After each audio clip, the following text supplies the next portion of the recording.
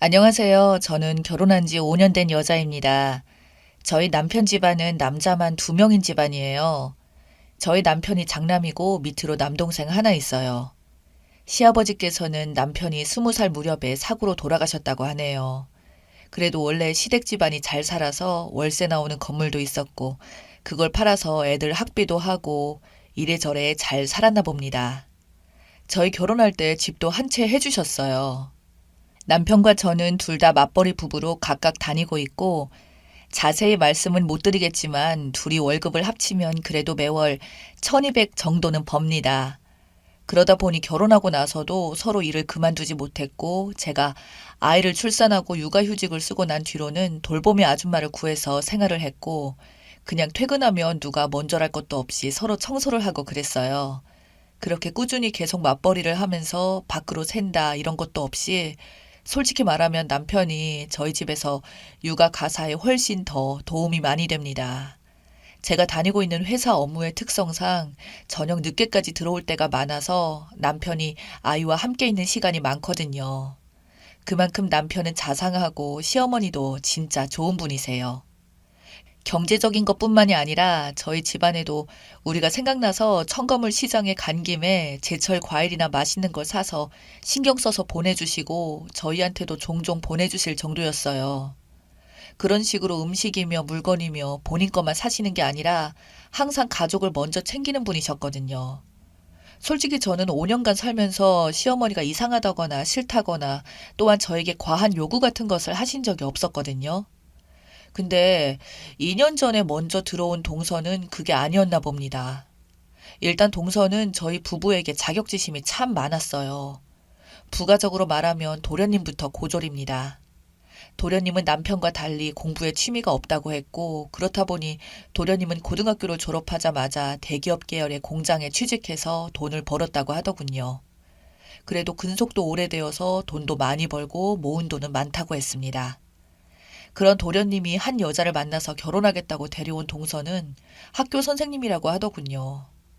첫 만남부터 범상치 않았던 게 사실 교사, 그것도 교사 된 지 몇 년 지나지 않았던 여자가 돈을 벌면 얼마나 벌겠나요?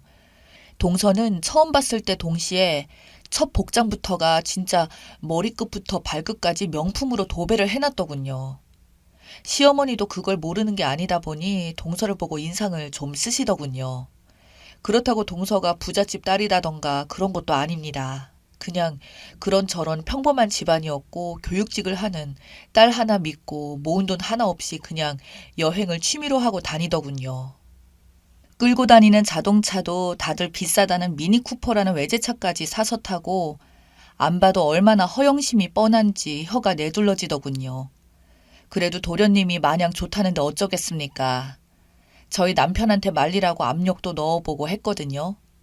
만약 저런 여자가 집안에 들어오면 정말 그때는 골 때릴 거라고 동생 인생 말아먹기 싫으면 당신이 말이라도 해봐라 했지만 도련님은 시어머니도 말리고 저나 남편이 말려보았지만 막무가내였습니다. 도련님은 이 여자 아니면 자기는 죽어서도 결혼 안 할 거라며 자기도 돈 벌고 있고 동서에게는 연금도 있으니 그렇게 열심히 잘 살면 되지 않냐며 큰 소리만 쳤는데 진짜 어이가 없더군요. 결국은 둘이 결혼을 했습니다. 우리 가족들 모두 말렸는데도 불구하고 끝내 결혼했어요. 그 뒤로 동서 얼굴을 어떻게 보고 살아야 하나 싶었는데 저희는 평범한 국산 중고차에 그냥 보세 옷을 많이 입고 오는데 동서는 올 때마다 명품 옷을 쫙 빼입고 외제차를 몰고 와서는 저희 중고차를 보고 흉보고 하는 걸 보면 정말 웃기더군요. 솔직히 받는 연봉으로만 따지면 제 3분의 1도 안 되는데 뭐가 그리 잘나서 저러는 건지 교사라는 직업 하나 믿고 저러는가 싶고 그리고 자기가 교사인 것을 말끝마다 자랑질하고 싶은 건지 틈만 나면 자기의 친구들 이야기를 합니다. 제 친구 중에 누나가 사랑해서 결혼을 했다. 또 누구는 월 몇천을 버는 사업가와 결혼을 했는데 돈은 많이 벌지만 미래가 어떻게 될지 모르니 자기처럼 그냥 교사 같은 안정적인 직업이 좋다는 식으로 자꾸 같은 말을 반복하며 말하는 꼴에 제가 듣다가 못 참아서 아이고 알았다고 하면서 주제를 다른 걸로 바꿀 정도였습니다. 동서의 문제점은 그뿐만이 아니었어요. 결혼 첫 해 때부터 문제가 참 많았습니다. 시어머니께서 아들 2명을 장가를 보내려고 따로 경기도 외곽 쪽으로 이사 와서 사셨거든요.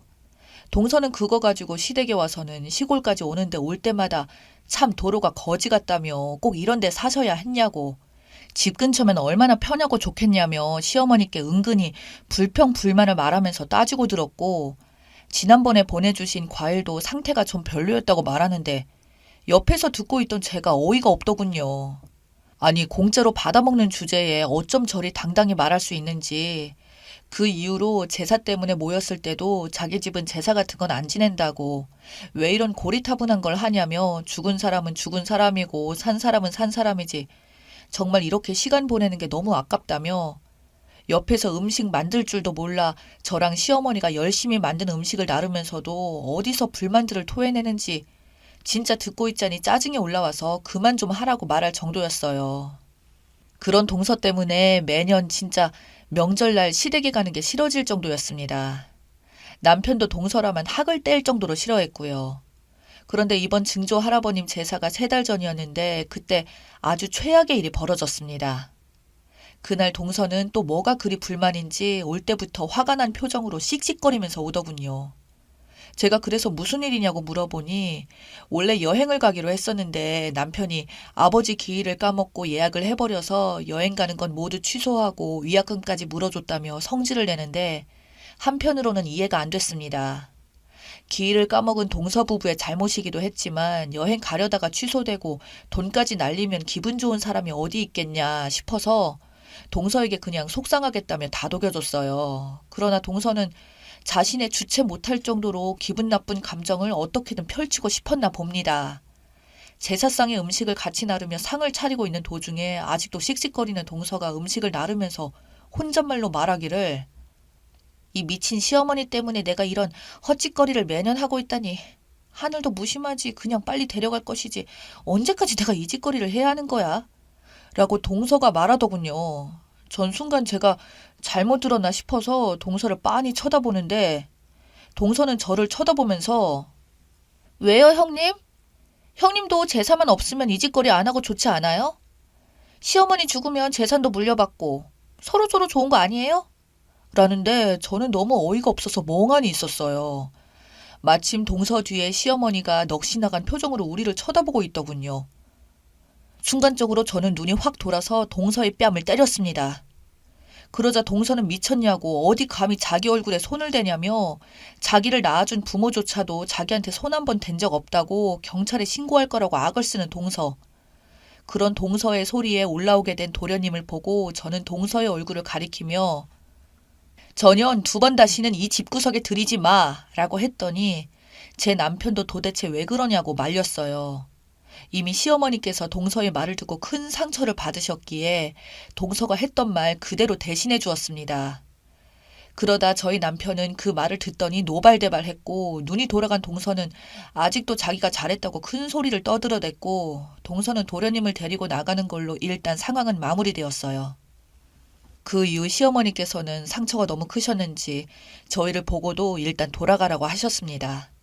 그리고 눈물까지 흘리시는데 진짜 너무 죄송스럽더라고요. 그런데 문제는 그날 돌아가고 나서 시어머니가 쓰러졌고, 다행히도 다 같이 모여있다가 쓰러지셨기에 바로 병원에 응급조치를 취했으나 큰 충격으로 인해서 정신적으로 후유증이 심하신 것 같더라고요. 상황이 그렇게 되다 보니 도련님 부부가 어떻게 정상적인 부부 생활이 가능할까요? 동서는 그 상황에서도 곧 죽어도 자기가 잘했다는 식으로 나오고 있고, 하루가 멀다 하고 다투고 싸우고 하는데 도련님이 사람이 좋아서 받아주는데 일방적으로 동서는 집을 나가버렸다고 하더군요. 친정집으로 돌아간 동서는 결국 돌아간 지 이제 1달도 안 되어서 동서랑 도련님이 이혼을 한다는 소리를 듣게 되었습니다.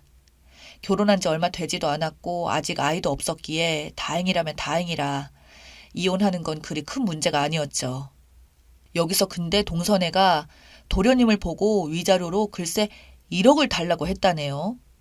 도련님 현금이 그 정도 있다는 것을 알고는 딱 그만큼을 요구했다고 하는데 우리 호구 같은 도련님이 그걸 또 주려고 해서 남편이랑 저랑 뜯어 말렸고, 남편은 동서한테 바로 연락해서 말하길 위자료는 우리가 내고 싶지 않으면 그냥 조용히 넌 꺼지라고 지금 시어머니 쓰러진 거 원인 제공을 했기 때문이라서 이건 존속 폭행에 해당된다고 네가 막말을 해서 어머니가 쓰러진 거라고 했어요. 동서는 아니 내가 주먹질을 했냐고 어디 죄를 덮어씌우려고 하냐는 말에 남편은 그리 못 믿겠으면 네가 법을 한번 알아보라고 우리는 진작 다 알아봤고 이거 신고하면 너 처벌받고 위자료까지 내야 된다고. 단지 지금 우리 어머니가 그걸 원하지 않아서 가족끼리 더 시끄러워지기 싫어서 안 하는 것뿐이니 조금이라도 배려해 줄 때 알아서 그냥 조용히 합의하라고 말하자 동서는 헛소리라면서 자기는 절대 못 넘어간다고 제가 뺨을 때린 것을 고소한다고 하고 아주 한바탕 난리가 났어요. 결국 동서는 따로 알아봤는지 나중에는 자기가 지는 싸움이 될 것을 아니까 은근슬쩍 연락이 와서는 내가 때린 것도 없었던 일로 할 테니 그냥 합의를 하자며 먼저 백기를 들었네요. 시어머니는 동서 얼굴도 보기 싫다며 저런 개념 없는 애는 빨리 떼어내는 게 값이라 생각하고 그냥 합의하고 깔끔하게 끝냈습니다. 결국 도련님 부부는 그렇게 파국을 맞게 되었네요. 근데 이 대단한 동서는 이혼한 지 한 달도 안 되어서 다른 남자랑 연애를 하면서 찍은 사진들을 자기 카톡 프로필 사진에 당당하게 올리는 걸 보면 한편으로는 동서가 이혼하고 나서 남자를 만나는 건지 아니면 원래 이혼하기 전부터 바람을 피웠던 건지 정말 혼란스러울 정도로 기가 막히더군요. 시어머니는 그 이후로 진짜 하루가 다르게 힘이 없어지는 게 눈에 보이세요. 시어머니는 말씀하시기를 자기가 너무 오래 살아서 이런 것까지 보는 거라며 이제는 더 살고 싶은 마음도 없다고 하시는데 덕분에 저희도 너무 죄송스럽고 도련님은 어쩔 줄 몰라 합니다. 솔직히 여자 잘못 들인 도련님의 잘못이라면 잘못이겠지만 동서였던 그녀의 인성이 그 정도이며 갈대 같은 여자인 줄은 도련님이 알았었겠나 싶네요. 요즘은 정말 저희 시어머니 어떻게 달래줘야 할지 고민입니다.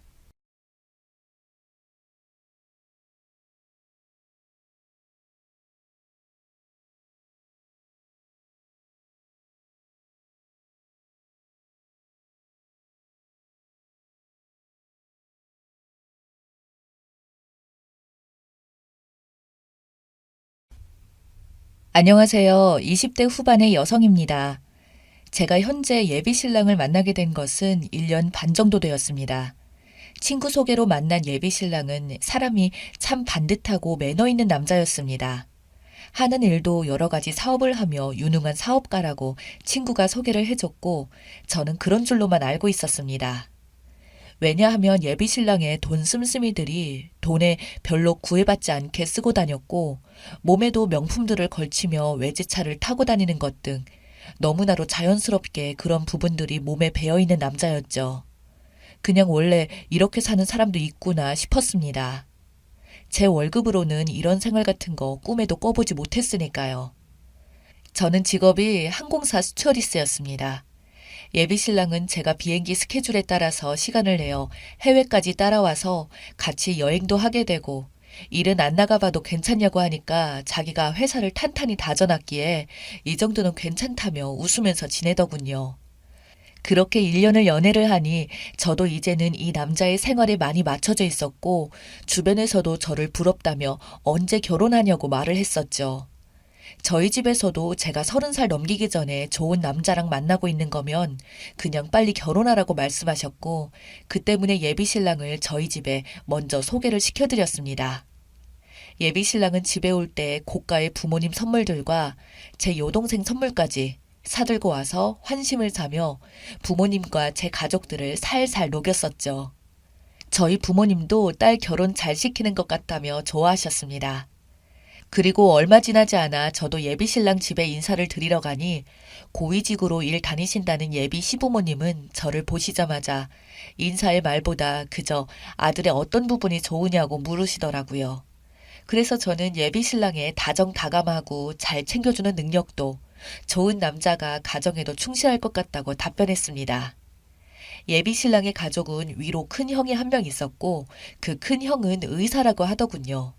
그래서 제가 큰 형이 참 대단하다는 식으로 말씀드렸더니 갑자기 예비 신랑의 표정이 정적이 흐를 정도로 안 좋아졌고 예비 신랑은 뭐가 그리 대단하냐며 집안에서 형이라고 계속 부르는 것도 실증난다고 지긋지긋하다며 갑자기 화를 내더군요.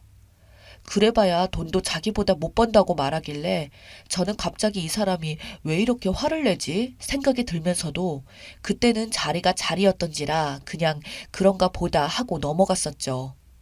보통 형제 자매 사이가 그렇게 좋진 않지만 저 정도로 싫어할 수도 있구나 싶어서 어릴 때 형한테 좀 많이 치여서 살았나 보다 싶었습니다. 그렇게 서로 부모님께 인사를 드리고 명절이나 생일이면 저도 찾아뵈어 축하해드리면서 처음으로 그 남자의 형님 부부를 볼 수가 있었죠. 의사라던 형은 과묵하고 말수도 잘 없었고 저보다 5살이나 많음에도 불구하고 깍듯하게 인사를 하시더군요. 그리고 형의 아내분은 저를 보더니 눈빛이 마치 제가 안쓰럽다는 표정으로 바라보셨습니다. 특히 그날은 아버님의 생신이셔서 선물도 사드리고 뒷정리를 도와주느라 어머님 없이 저와 형님과 같이 설거지를 하기 시작했었어요. 그러더니 형님은 저에게 도련님 언제부터 만난 거예요? 라고 물으시더라고요. 아, 이제 1년 3개월쯤 되었어요. 라고 말씀드리자 그러냐고 잘해주냐며 묻는데 아무래도 형님의 표정이 그리 좋지 못한 겁니다.